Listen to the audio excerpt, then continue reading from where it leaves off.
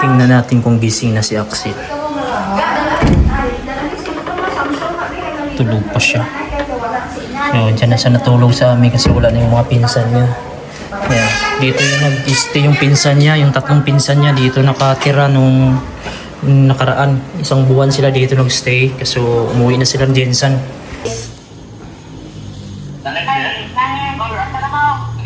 Nangis dia tadi kamu keluar pag keluar pag andar sudah sakyanan pag mata niya cara sudah man saya itu sama dia nangis ya mana sudah orang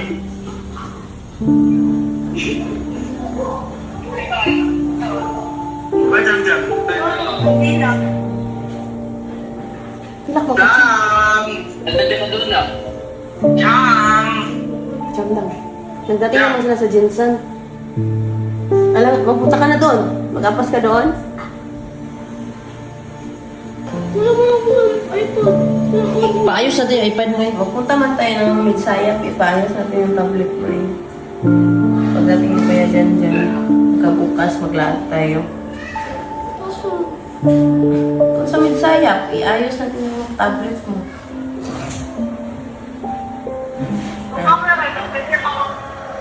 Si Jillian yung ginapangita. Asa doon si Jillian?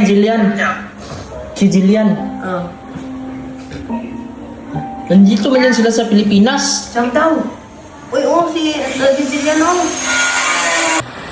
Si Axel mga kabayan, grabe yung iyak yan. Namaga talaga yung mata niya kasi hindi niya gusto na babalik na ng Jensen yung tatlo niyang pinsan. Kung naalala niyo mga kabayan, yung lindol sa Jensen, yung mga pinsan kasi ni Axel o side ni Mrs. Nasa Jensen kasi yung nakatira. Nagbo-board lang sila doon, boarding house.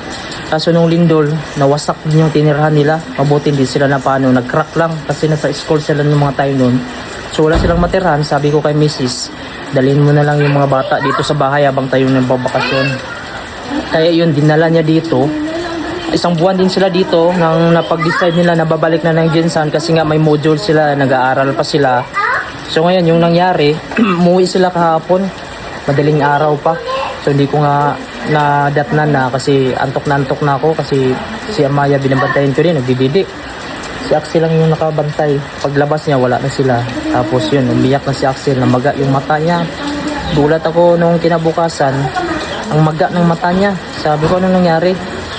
Yun, sabi ni Mrs. nalungkot siya kasi nga bumalik na sa Jensen yung kanyang mga pinsan.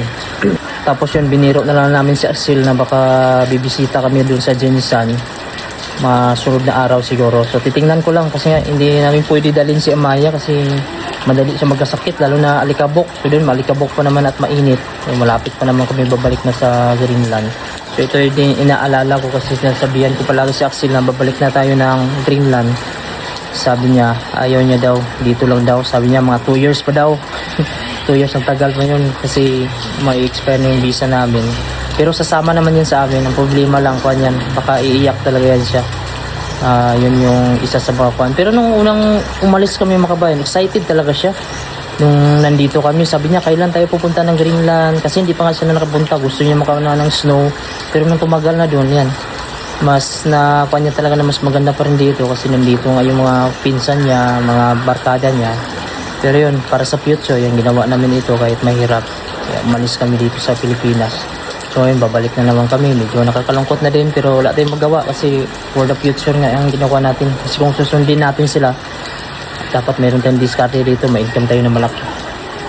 Tingnan natin dito yung ulan sa labas. Medyo malamig, nasa 20 degrees Celsius yung lamig natin. At yun, medyo basa yung floor natin kasi yung matalsik ng ulan kagabi. Napakalakas kasi kagabi. Tapos mahangin.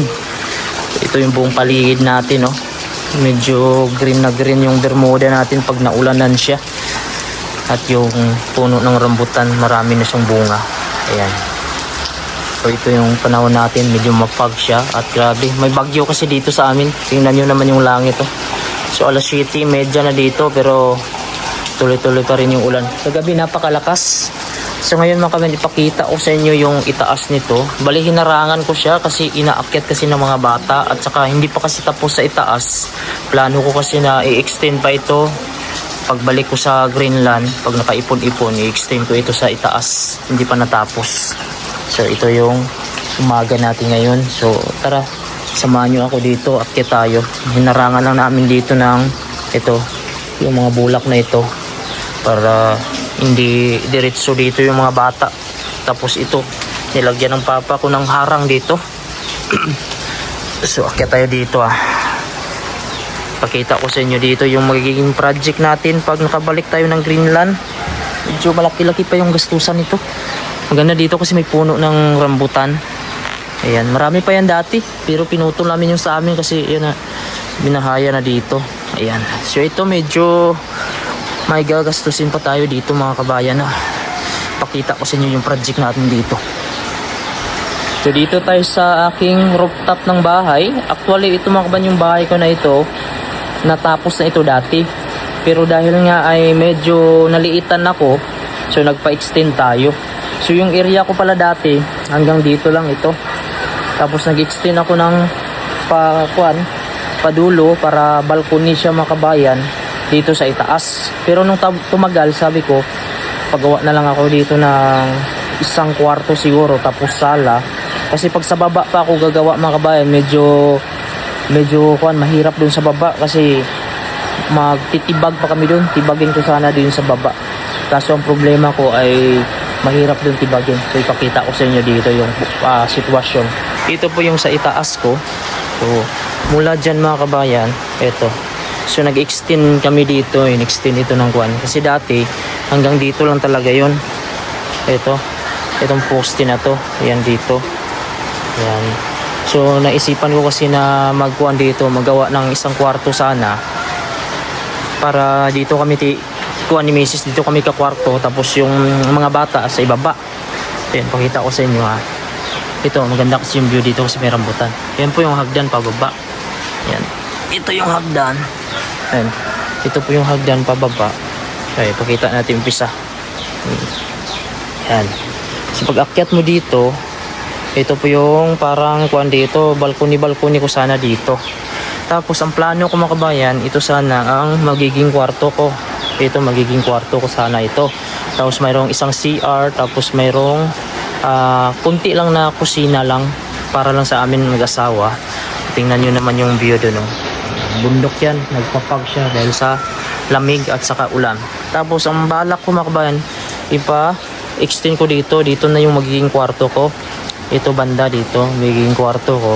Tapos yung kuha nito, doon sa itaas yung roof nito, ito iakyat. Pero hindi ito matanggal. Bali magamit pa rin ito kasi yung kapatid ko kasi na engineer yung nagsuggest sa akin. Kasi ang plano ko talaga, ito lang na space, ito magiging kwarto to dito. Lagyan na sana diyan ng mga bubong, gilid dito, lagyan na sana ng dingding dito sa gilid. So malapit na sana matapos ito, tapos ceiling na lang. Ayun, magiging parang studio type ito. Pero sabi ng kapatid ko, nagsuggest sa akin na bakit hindi na lang daw gawin itong kwarto to dito. Ayan. Kasi pwede naman daw itong buhusan dito. At yun, bubuhusan to dito. Ito yung magiging kwarto namin. Mula dito yung poste na itim, papunta doon. Tapos papunta doon. So ito magiging kwarto. Tapos bakbakin ito. Tapos ang magiging sala, ito po siya. Magiging sala dito. Dito yung CR at saka kusina. Ito yung magiging sala. So ito yung isa sa plano ko dito, project ko. Pagbalik ko, ito na ipagawa ko. Hindi na kasi pwedeng baklasin ito kasi nasa pa kami. Kwarto pa sa baba . Yun ang kwarto namin sa baba nito. So ito yung balak ko pagbalik ko mga kabayan. So magkano kaya magastos nito mga kabayan Kasi sabi ng kapatid ko, pag ito daw, siguro magagastos daw dito ng mga 250,000 pag ito. So pag yan nakasama siguro, sabi niya nasa 500 daw. Hindi ko lang alam kung kasama pa ba yung mga furniture, mga gamit. Kasi malaki-laki pa yung gagastusin. So ito na yung forma. Hindi ko lang alam kung ano magiging outcome nito. Kasi yung kapatid ko na engineer kasi yung nagpaplano. Siya din kasi ang gumawa nito. Yan, siya din yung gumawa nito. Ayan, yun sa kapatid ko, nagpapanday din yung kapatid ko dyan. So, ang mga ko nito aayusin pa mga kabayan. Ito titibagin nila ito, tanggalin ito kasi dito may pintuan pa pasok ng kwarto kasi magiging kwarto na dyan. Yan, medyo malawak-lawak yung kwarto dyan. Tapos ito maging malawak din dito at saka ang ganda kasi ng view dito, ang gusto ko. Ito dito sa poste na ito kukuberan to dito. Yan, kukuberan. Tapos yung magiging kuwan sa labas. Mayroon kang pasyal-pasyalan dito sa labas, daanan dito. Yan, paikot. Tapos dito sa harap. Yan. So ito yung makikita mo. Yan. So okay na kaya ito mga kabayan, yung plano ko mga kabayan, no? Pero pinag-iipunan ko pa. Syempre kasi medyo magastos-gastos din. Saka maganda dyan, no? May mga mangga. Yan, no? May mga puno. Maganda siguro dyan ang kwarto. Yan. So ito yung likod namin. Yung likod namin, kuha na din yan. Highway na ako dyan. Daanan din yan dyan. Yan, barangay road. Pero simentado yan dyan. Yan. Tingnan natin dito mga kabayan yung forma ng bahay ko sa labas. Ayan. So ito, ang tubig dito, hindi naman bumabaha dito sa amin. Ayan. Ito mataas to dito. Pero itong bahay ko, hindi naman sa mababa. Kasi yung likod nito, mas mababa pa. Kasi grabe na yung tambak ko dito. So ito po yung itsura ng bahay ko. Hindi pa siya tapos. So ano kaya magiging itsura nito? Kasi hindi ko ma-imagine. Kasi yung kapatid ko mag-decide nito. Yung bubong niyan sa left side, yung kwarto niyan sa baba, yung bubong niyan iakyat doon nila yan. Ito na bubong. Sabi ng kapatid ko, tanggalin niya to tapos iakyat niya sa itaas. Kasi magiging kwarto nga yan, yung kwarto sa baba tapos may kwarto sa itaas. Tapos ito na yung magiging sala dito. Tapos balcony, kusina, CR. Ito na sa right side. So ganyan yung itsura niya. So, hindi ko alam kung ano yung magiging outcome niya kasi wala pa siyang plano, basta sabi niya lang, yun din yung maganda. Kasi pinagkakatiwala ko lang to sa kapatid ko paggawa nito lahat. Ito sa right side ko naman, yun yung in ng kapatid ko, siya din yung gumawa niyan una. Ito medyo malaki pa yung space dito. May plano din ako dito pero yun na, unti-unti lang, basta may pera lang. Yung buko dito napabayaan. Hindi na kinuhan kasi hindi sila nauwaw dahil malamig. Yung labas natin, tingnan natin dito. Ipakita ko sa inyo yung labas ha. Yan, pag naulan dito.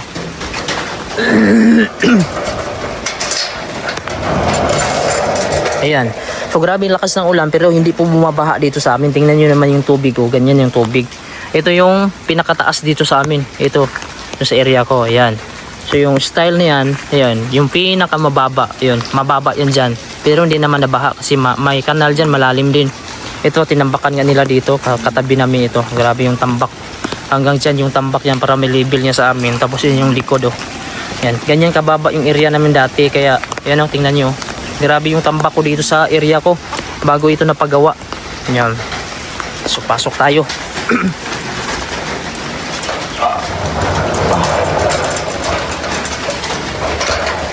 Ayan. So, green na green yung Bermuda kapag naulanan siya. Ayan. So ngayon puntahan natin yung bahay ng kapatid ko. Hindi naman to niya matatawag bahay kasi ito yung parintahan, per night lang siya. Gagawa daw sila ng bahay dun sa harap. Ayun. So hindi pa na nila umpisahan. Habang nandito sila, meron silang isang kwarto dyan na inoccupy lang. Pero wala sila kasing yung sala, kusina. So nagpagawa sila dito. Yung pagdating namin, nagpagawa na sila nun. Tapos parang malapit na ata matapos. So puntahan natin makbayan para makita natin kung ano yung ginagawa nila. Yung gumagawa dyan sa bahay na yan, ito din gumagawa dito sa bahay ko dati. Ayan ang lakas ng ulan. Pero hindi sa bumabaha. Ayan lang ang tubig, dire-diretso lang yan sa baba. Kasi mababa nga dito sa likod. So tara puntahan natin mga kabayan. Yan. Walang chance to dito nagbaha sa amin mga kabayan ha. Pakita ko sa inyo ha. Ayan ayan po yung likod. Ayan napakababa po yan. So pag tuwan dito yung tubig didiretso doon kasi may kanal dyan. Malaki yung kanal. Yes. Pasok tayo dito sa ginawa nila. Ayan. Morning. Lapit na kuha na lang kulang na yung masilya. Tapos pintura sa gilid. Ayan. Siguro mga 2 linggo din nila ito ginawa. Ito yung kusina nila dito. Parang tiris lang to nila dito tambayan dito. Ayan. So na tiles na siya. Ayan. Hindi ko alam kung magkano yung nagastos nila dito. Ayan. Parang salasala lang siya. Ayan po siya. Ayan. So ito yung kanilang bintana. So yung kapatid ko mga kabayan, yung sunod sa akin, nandun siya sa Greenland. Nandun siya nagtatrabaho, bago lang siya dun. Tapos yung pangalawa, yung pangatlo pala, siya yung may-ari nito. Tapos bira na din kami magkita nun, siguro mga 2 taon din na kami nagkita. Pero dito siya sa Pilipinas, yung trabaho niya kasi sa government siya, yung mga tinatawag talaga ng bayan ba, na naka-duty siya. Bira lang siya makauwi din dito. Pagkuha niya, off niya. Minsan di ma-timing, mag-uwi ako dun. Dito, 2 buwan, wala siyang off. Kaya yun, bira lang kami magkita. Yung pang-apat naman namin, nandito, yung gumagawa nitong bahay. Engineer siya, civil engineer. Ako kasi yung panganay. Kain po tayo ng kutsinta. Bumili ako kanina. Kutsinta, puto. Puto kutsinta. Ito po, mga bayan, kain tayo ng kutsinta at saka puto. Ito na puto, yung bigas din. Ito kutsinta. Dinner po ninyo. Nasakuhan ito lahat, hindi nito, nalutod lang ko. Kutsinta. Stop. Si Amaya, kumakain siya ng kutsinta. Kutsinta. Puto. Kasi hindi siya pwede dito sa kutsinta kasi meron ditong niyog. Okay, pantay. You like? Gusto niya yung purple. I want that one. Baba. Tingnan natin kung ano yung ulam dito kasi nagluto na daw yung papa ko kanina pa umaga. Alas 5. Yung kanin. Ano kaya to? Ito ata yung ulam. Ayun, grabe. Gata mga bayan. Ito yung paborito ko. Gata na. Ano to? Uy, may isda. Uy, gabi mga kabayan. Tapos mayroon siyang dahon ng kangkong. Yung gusto ko ng mga ulam, oh. May sili pa. Yan. So, kain po tayo nito mamaya-maya mga kabayan kasi kumain pa tayo ng kutsinta. Yung malagkit, oh. Malagkit yung gabi niya. Malaman mo, dumidikit sa ako.